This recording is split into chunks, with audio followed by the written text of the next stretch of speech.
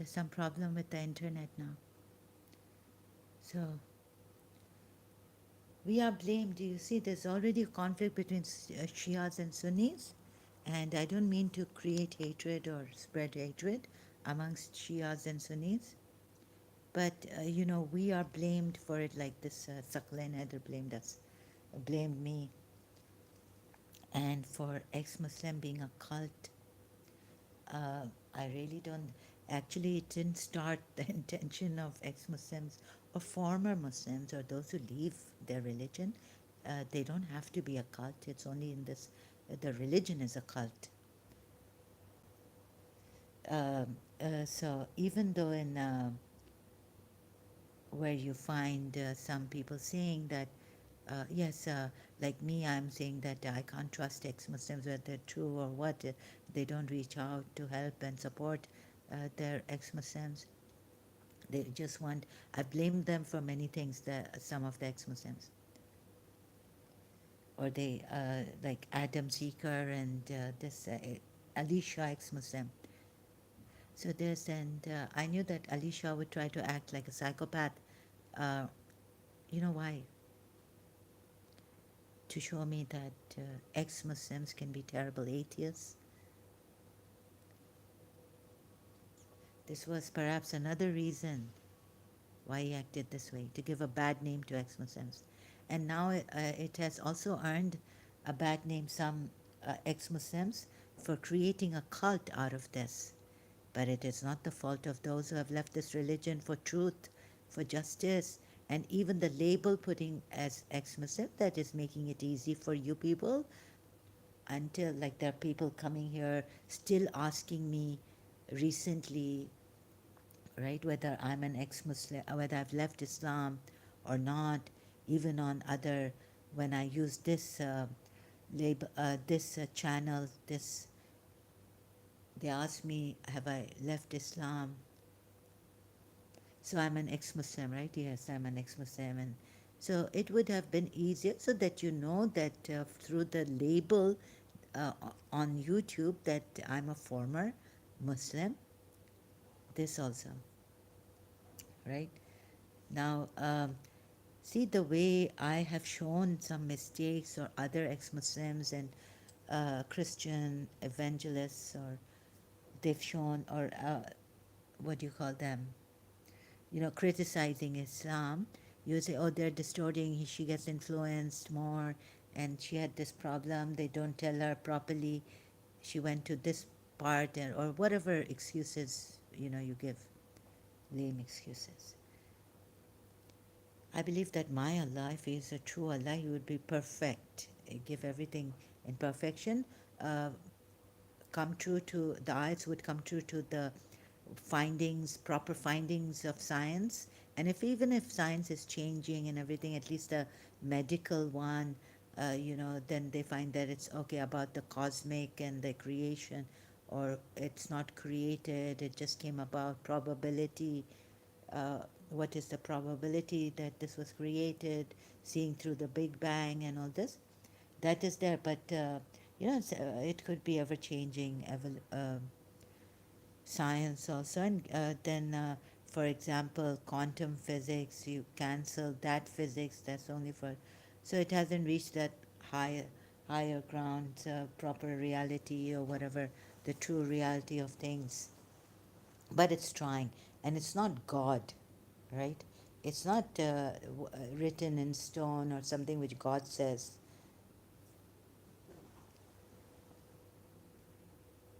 And that's true. So we need to find evidence also. Whatever God said, He says, reflect on the Quran ayats also. If there are many contradictions, then it would be from other than Allah. So you can't compare science with God, with your God, and say because science has proved true many things, even though it is workable here, its utility, it's used and it's workable, that give those examples against science for your God. But on the embroidery, right, how the flesh and the bones, first what is created, the Quran ayats on that has proven wrong. Scientists know for sure. clot.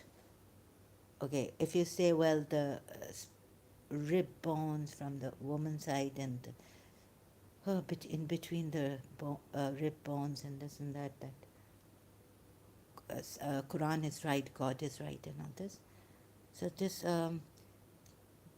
but some things that scientists are sure about, and the Quran is wrong on that. For example, that would be a very um, apparent contradiction. I mean, then a scientific error, right? So this, for example, saying like Muhammad Ayat said, he explained that before, if they had sex slaves even or slaves, and Islam having sex slaves and slaves, even though freeing them, you can free them and all this, but it had it has sex slaves, and this is a leader making it, right, a religious leader, whereas in history it could not be, or maybe politics made it, or but this is your Islamic leader who has perhaps, okay, from the politics even carried forward this sex slave thing, which is wrong in the in this now in this era. It's wrong. Before, Europeans, Westerners who were Greeks, philosophers may have agreed to it, but it's wrong. Now we see how our mind has changed to it is wrong. Having slaves is wrong.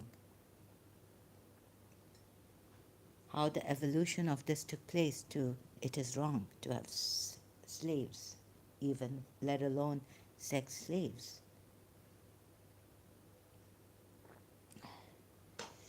And pointing so God knows what is used in the Shia also. Now I was pointing out something from the that it doesn't mean I started it, and I don't mean please don't kill each other, Sunnis. Even you are wrong, right? So when I'm pointing on a Shia problem in the Quran multilingual commentary, what Al-Kamedi Puya says, and then I would point out from the Sunni side what they say against Shias also. Ahmad Hanbal has said that Shias are the worst, from the worst of creatures, what the Quran says, Allah says. So at that time when I'm saying something, don't get don't start blaming me and say, oh, she's great, oh, she's bringing up this conflict again.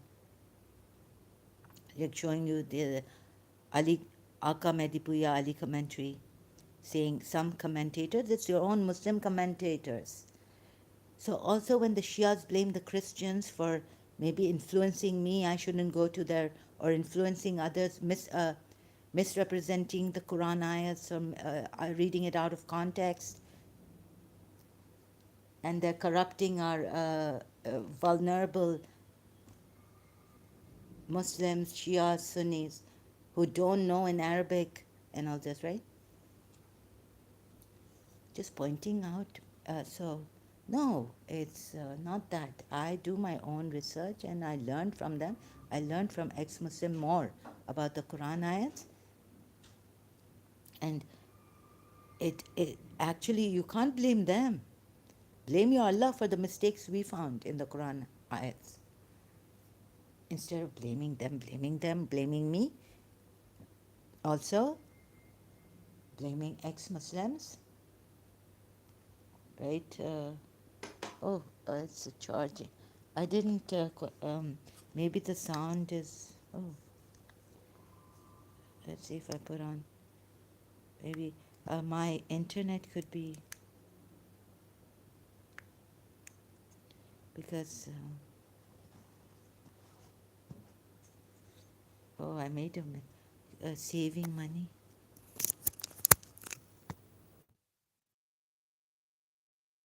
I, uh,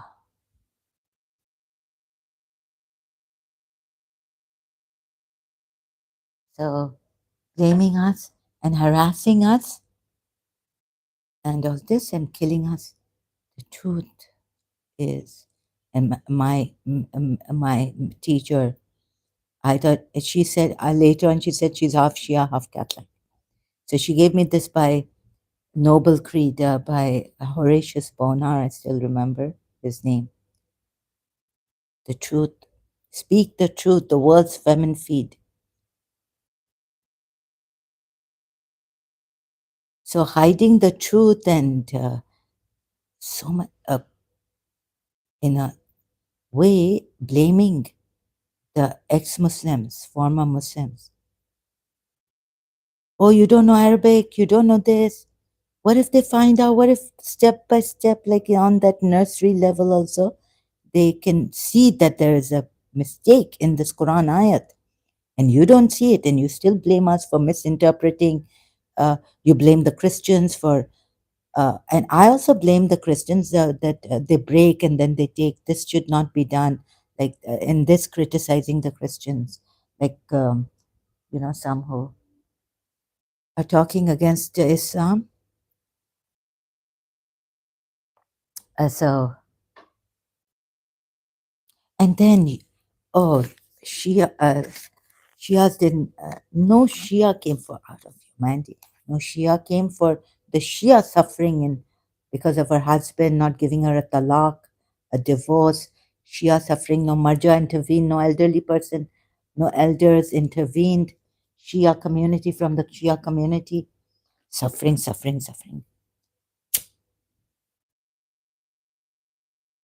Who did, and okay, he gave her the child, but he gave her a divorce after so many years, keeping, she couldn't even do, get married to another person. It was difficult for her to work, but she went for work, went to find a job. There's that, many in reality also problems, and don't mean to go out of. Yeah, so here also, a Shia coming here.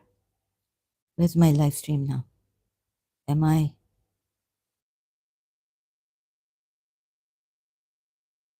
a shadow here?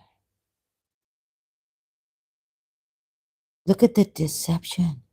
And we can't even honestly, like, okay, you gave me the time. Thank you so much. The uh, you spared my life. You didn't harass me before. I should be so thankful to you, Muslims. No, it shouldn't be like this, right? Yes, I should thank you for cooperating here, but sparing my life, I shouldn't be thanking you. Just because your Allah has said it's wrong. Allah and religion saying kill.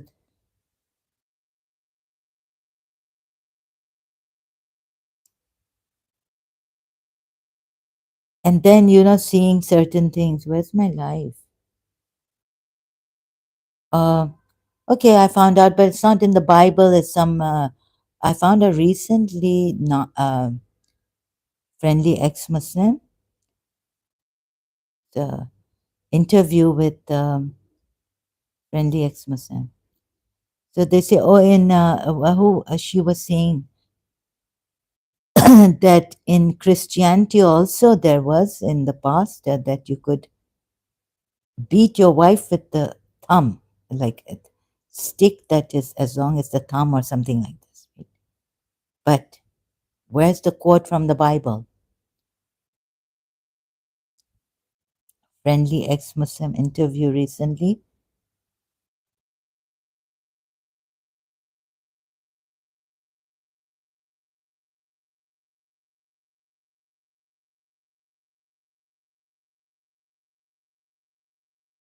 Saadia Hamid, with Saadia Hamid. A conversation, sorry. Saadia Hamid says in this with the friendly ex-Muslim that wife beating was in Christianity. But where is it in the Bible? But then friendly ex just say, oh well, that's not. But then why even mention that, right? When someone asked, like that's not even important for this conversation. Freedom of speech, secularism, and Islam. But why even bring that up? So this also, Sadia Hamid bringing that up.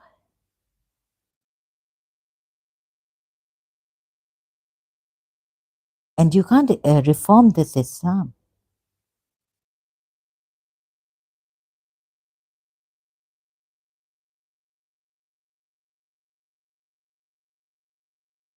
So you see, sometimes maybe we develop this, like that thing for Christians should not be speaking or something. That's why give it to the Christians, whatever the intention was. Sometimes coming from the back door, sometimes. So many ways tactics used.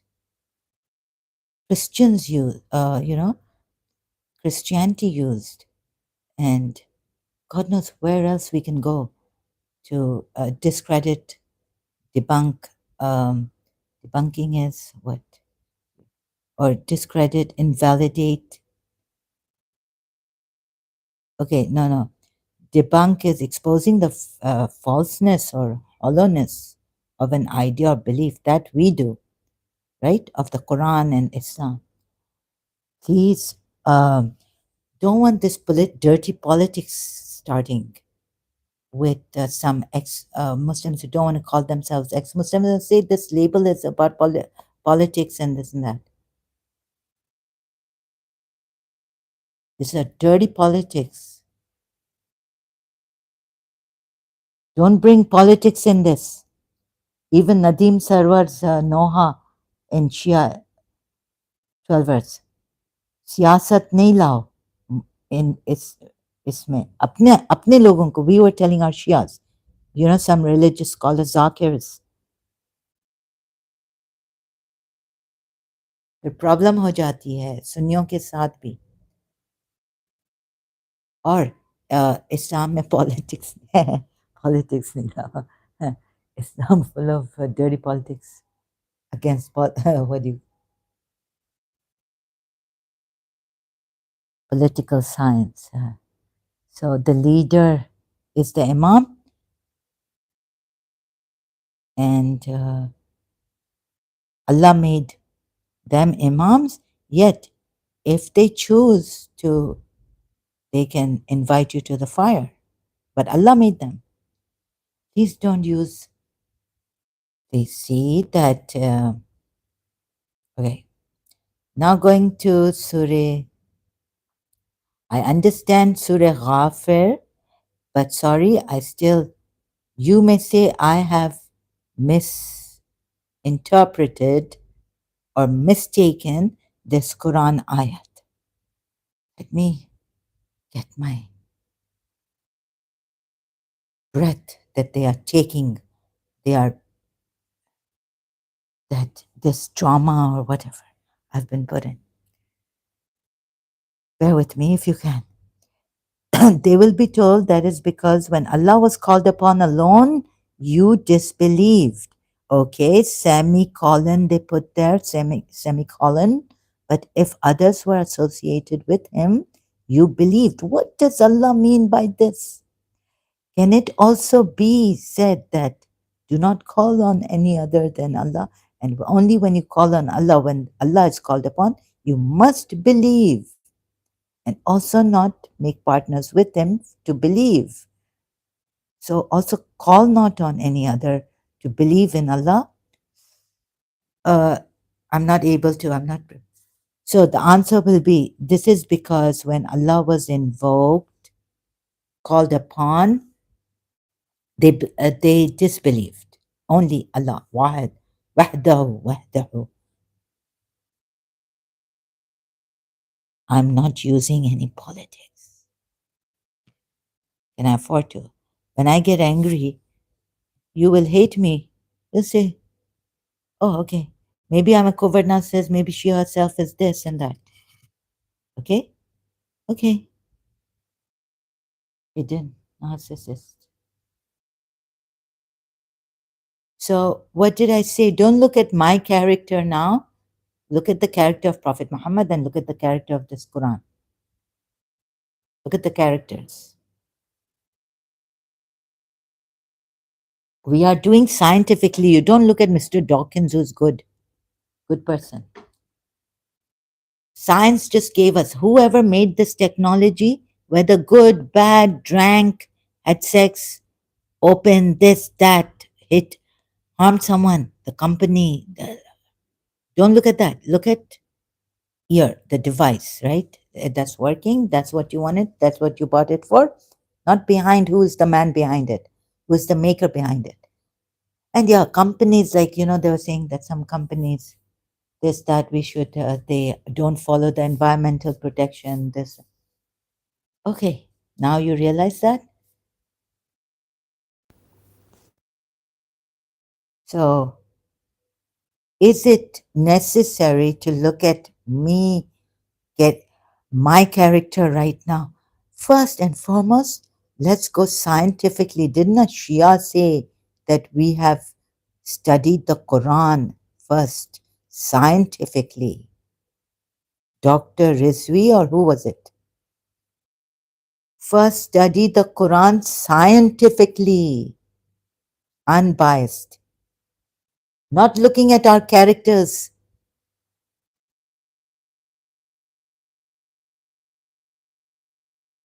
Hamet, you like bringing this against us.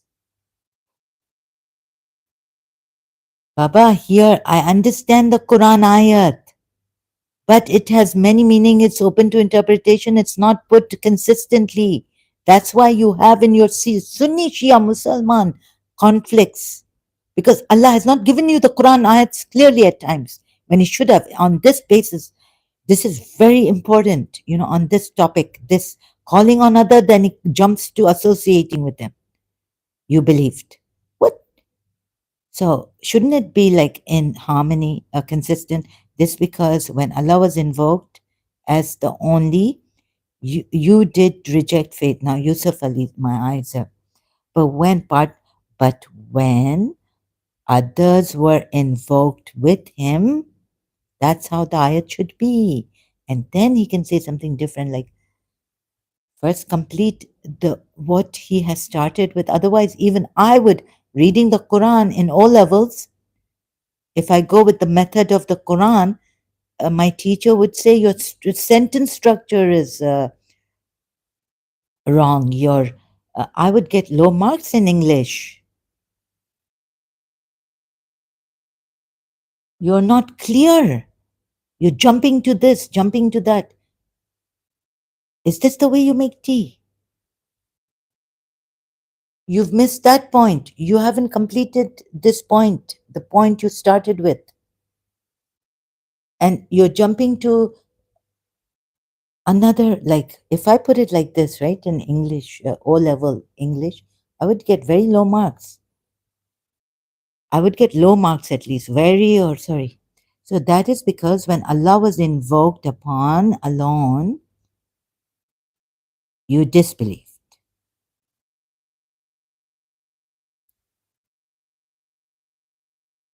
But if others were associated with him, meaning in invocation to, to them also,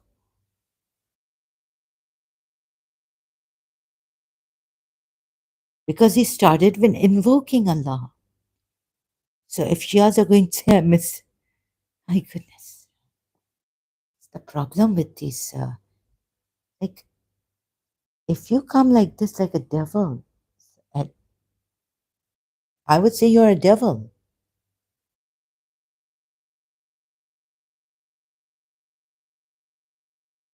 So, of course, it means not to associate anyone with Allah. At the same time, it would have that element of not invoking anyone with Allah also. That means associating with Allah. You believed, right? This ayat, Surah Ghafir, ayat 12. And there are problems. Word like by. So, because of this problem, I felt that this ayat could be from the polytheist and he's stolen it and corrupted it, putting it in to fit his what do not associate anyone with Allah and fit against polytheism. What they do, invoking other than Allah, right? So it could have been that is because when Allah was invoked, called upon, you believed. But if but if others were called upon with Allah, you disbelieved from the polytheist coming. Such mistakes in the Quran show me that it's not, first of all, it's not from Allah. And secondly, that seems to be inference on inference now, that these ayats and many other ayats, not only this, against polytheists, unfair ayats. So, in drawing a conclusion that this seems to be from other than Allah and stolen from the Quran, stolen from polytheists, sorry, not, okay? Let me just, I've been having breathing problem, suffocation.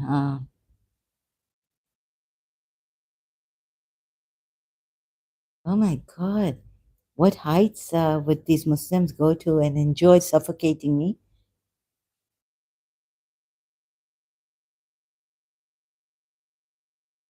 Torture. एक honest इंसान sincere अच्छा honest भी नहीं है चलो चलो तुम लोगों को शिया भी नहीं है शिया telling me I am not a शिया Taimur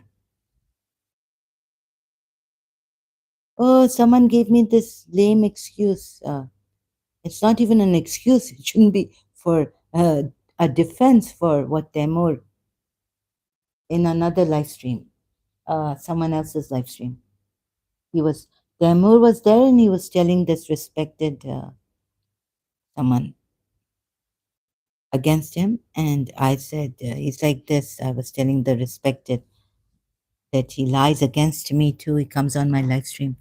Then respected someone, the other word, I'm forgetting his ID, um, told me that, oh, he's very sentimental about his, or, I was like, oh, I mean, this is this is not even a reason to make a defense for Temur for being rude, for lying against me. This is not even a reason. I didn't even put good reason. I said it's not even a reason to give for a defense for him.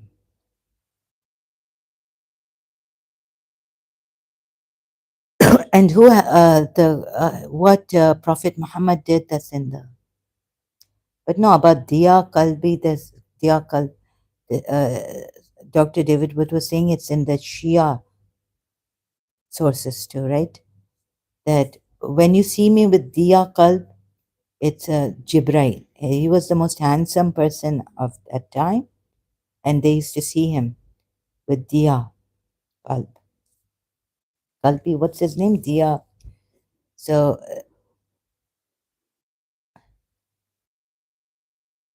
Diya, sorry, Kalb can't be with Kalbi. Yeah, Diya Kalb, Al Kalbi. According to Muhammad's wife Aisha, he saw Jibril twice in the form that he was created, and on other occasions as a man resembling Diya ibn Khalifa al Kalbi, an extraordinarily handsome disciple of Muhammad. There's a hadith from the Sunni sources. Salma said, I was informed that this hadith attributed to Abu Uthman reports, and all you can check on Wikipedia. I can't show you this right now on the screen.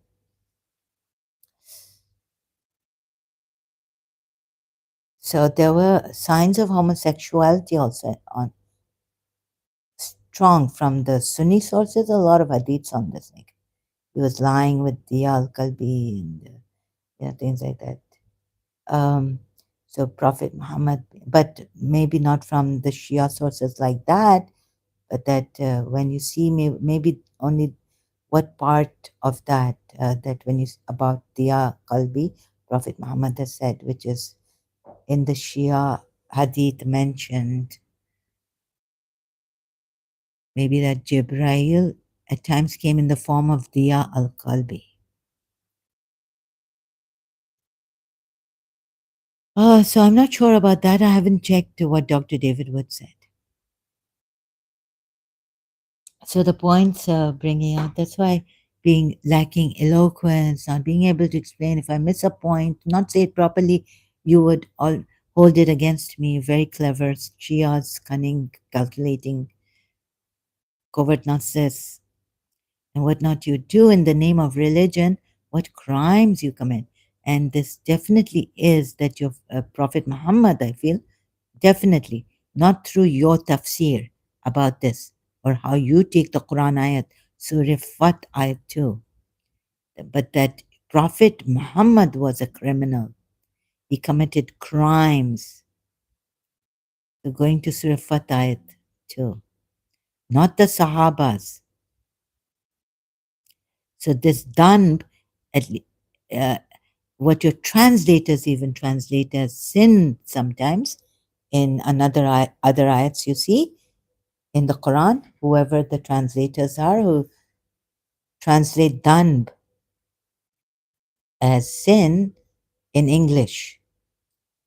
And if it's not sin, then at least it means crime. In Surah Fat ayat 2, they haven't put crime, they've put false. And Christian Prince was okay, you've made okay, for a fault, you've committed a mistake. Like, okay, like they say, it's not your fault. Okay, maybe you committed a fault, even fault. So forget what Christian Prince said about this. Now, through my own research, what English word is that your prophet committed a mistake, right? So, ghafir is not even afu, right?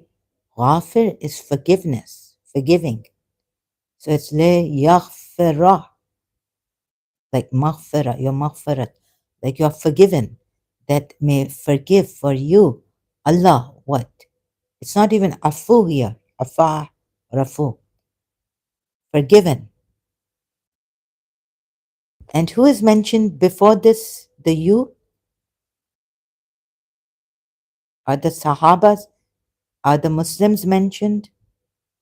Indeed, we have given you a clear conquest. Muslims? Okay. Or, okay, in general, Muhammad and the Muslims with Muhammad at that time, right? Then that Allah may forgive for you what preceded of your dhanb. Muslims? So Muslims are forgiven. Okay, let's say it's not Muhammad. Forget the Shia commentary also that what Allah means here, it's not, it's through the Prophet, his nation, his Muslims. So that Allah may forgive for you what preceded of you, your sin. Okay, Muslims, Baba.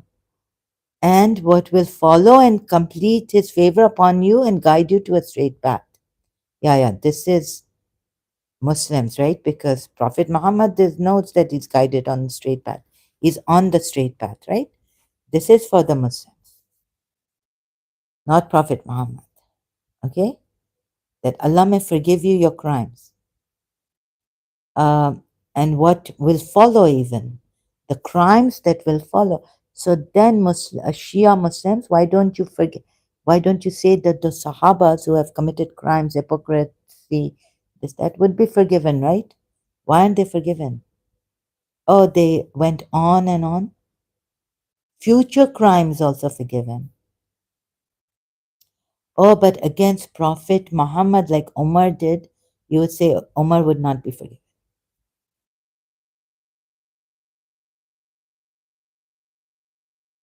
But God doesn't specify that here, right? Maybe, yeah, do not raise your voices. So you take that out. Mhm. But I don't fully agree. Like, here he's saying your future crimes are forgiven, but if you do anything against Prophet Muhammad, like the wives annoyed, okay, yeah, this is for the Muslims, okay, not for Prophet Muhammad. I agree with you because to guide you, and Prophet Muhammad is already guided. Shias and know your okay. I agree with you there, but Surah Tahrim ayat says believers ask forgiveness now or what? Already ordained for turn, repent into Allah. And remember when Prophet confided after ayat, which one is it number? Maybe he divorced you, so he's warning the wives. Oh, you have believed now. He turns to the believers, or if wives included in this. Oh, you have believed. Protect yourselves and your families from a fire whose fuel is people and stones, over which we angels harsh and severe. Over which our angels, sorry, harsh and severe. They do not disobey Allah in what He commands them, but do what they are commanded. So you see, Prophet Muhammad was not commanded at that time, so he could just do what he pleased, make haram what is halal for him. Okay, then, oh, you have disbelieved, make no excuses that day.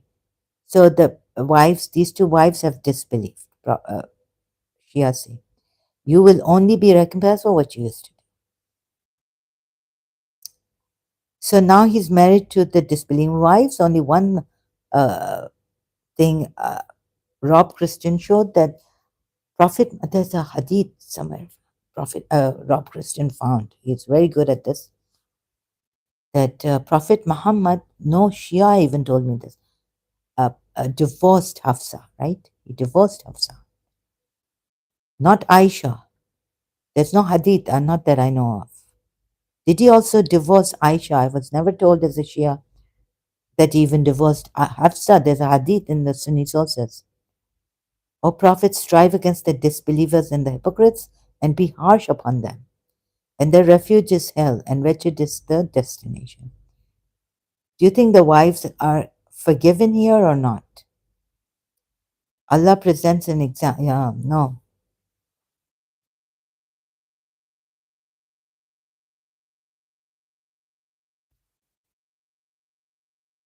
No, no. If the wives were not forgiven, then what would happen to them? Because Gabriel, Allah is his protector, Gabriel. Wouldn't Allah, Gabriel, righteous among the believers, and moreover the angels, not only protect Prophet Muhammad, but fight against the wives, these two wives? Punish them. Then and divorce. He cannot continue being a husband as a prophet, right? No, no. As a prophet, he cannot continue being a husband of a disbeliever whose fuels is fire and hypocrites. Because here he says, although you may say, the Shias may say that Aisha and Hafsa were not forgiven due to what our research says of the Quran ayats also, these Surah Tahrimas. Perhaps his Lord, if he divorced you. So did he divorce you? Did he divorce Aisha? No. Why? And he's clinging on. He's with the wives.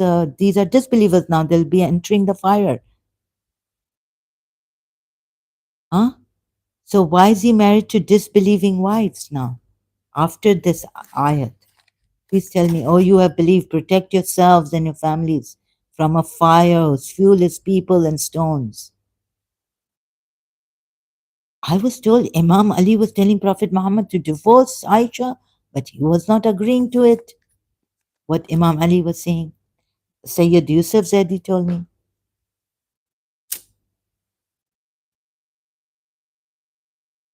Now, how is he clinging on to disbelieving wives who are now set for the fire? Oh, you have disbelieved, make no excuses. Okay, now for them, this, right? So they are disbelievers. How come Prophet Muhammad is married to two disbelievers, Hafsa and Aisha, and not divorcing them? And even when divorcing them, why then he divorced Hafsa and then he took her back? Or you have believed, repent to Allah with sincere repentance. Perhaps your Lord will remove from you your misdeeds and admit you into gardens beneath which. O Lord, their light will run forward, and our Lord perfect our light for us and grant us forgiveness. O Prophet, now ninth ayat of Surah Tahrim. O Prophet, strive against the disbelievers and the hypocrites. Oops. But then and be harsh upon them. Now, keeping these wives. Now, this ayat has come now. This is in Surah Tahrim. So tell me, Shias,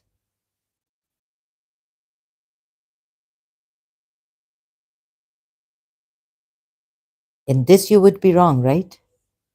When I come to Surah Tahrim, ayat 9, how can he be married to disbelieving wives, hypocritical wives?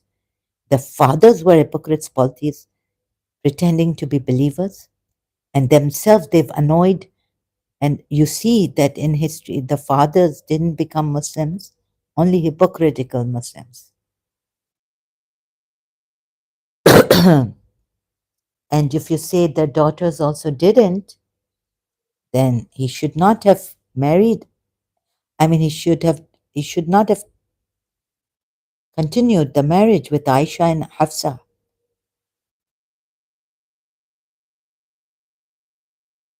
or divorcing Hafsa if you take that hadith. And then he divorced Hafsa and then taking her back. Or what about divorcing Aisha when Imam Ali told him, Prophet Muhammad, Sayyid Yusuf said it's in the somewhere I can't find in the Shia sources also. They say this is good, this is true.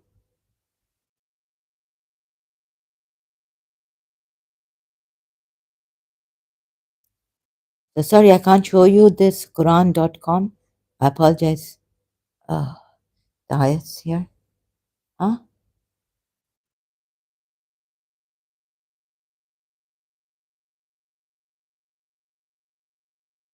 Now he's married. Now, after this ayat, Surah Tahrim, his wives have annoyed him. Allah has revealed it. Allah said, I will be his protector, Jibrail, the righteous. And moreover, this ayat comes in Tahrim, Surah Tahrim, ayat 9. O Prophet, strive against the disbelievers and the hypocrites and be harsh upon them.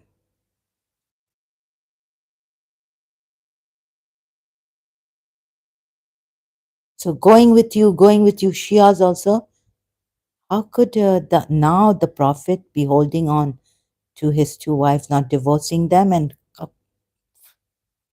finish, end, ending the marriage and be harsh with them now? Divorce them and be harsh. Double punishment them. How come he's still married to Aisha and Hafsa? Or divorced her, but there's a hadith that he took her back again. So Rob Christian has given, shown on his live stream video, or you can check. Huh? Tell me, should he be married still to the disbelieving wives? Or that Allah forgave them?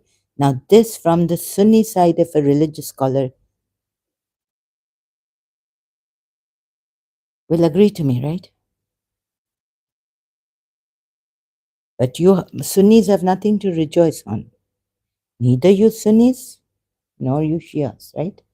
Because Uh, Many times you're wrong, and this Quran is, you have ridiculous hadiths. This Quran is wrong.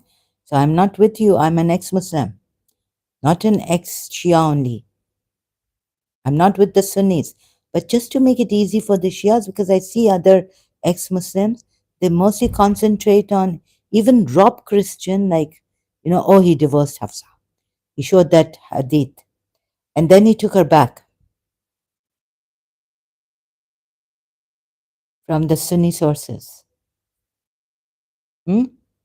And then I have to, like, that makes, okay. But no Shia told me that he divorced Hafsa.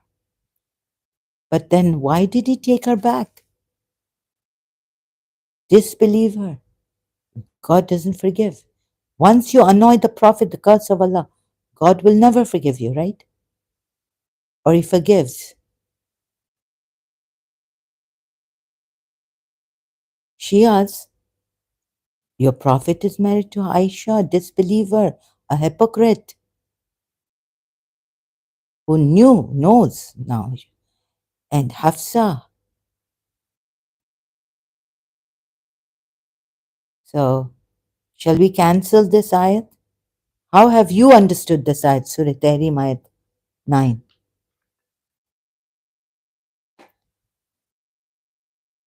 Oh, so this problem, I disagree with you then. Coming to this ayat, Allah presents an example of those 10 disbelief, the wife of Noah and the one. So you say now this example, they're going to hell.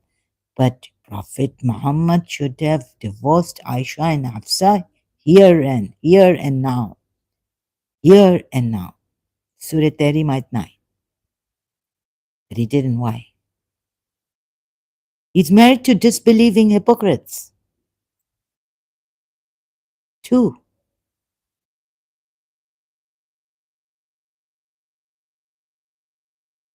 Oh, can a prophet be married after knowing? Allah should say divorce them, right? If they're not forgiven, if they're still disbelieving hypocrites. How many chances is Allah going to? Allah knows that they are. Your prophet knows they are.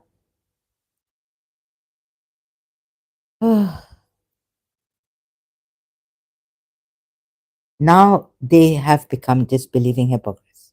Now please tell me, Surah Tahrim tells us,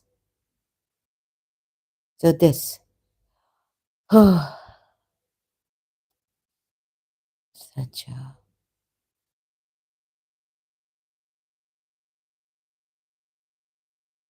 So by hook or by crook, come on, I have to follow my logic and the points I have to cover. And sometimes I forget to mention here. So I went with you, and then came here. Okay, I with you on Surah Fat. I had to forget what Christian Princess said, right? But now here, tell me. See? So it's not that I gulp everything Christian Prince says without, I disagree. I went and I say, okay, you're right about this Surah Fat ayat, that this is not the Prophet, Shias. This is about, and doesn't even say Muhammad, right? Surah Fat ayat 2. So I rectify my mistake. They are criminals. And they are forgiven, by the way. Allah says here, right, in Surah Fatah 2, future also, what will follow of the crimes you Muslims commit, and complete His favor upon you Muslims, and guide, meaning, and guide you to a straight path, back to Surah Fatah 2. Okay? But you say, not if you are not Prophet Muhammad. Allah will never forgive you.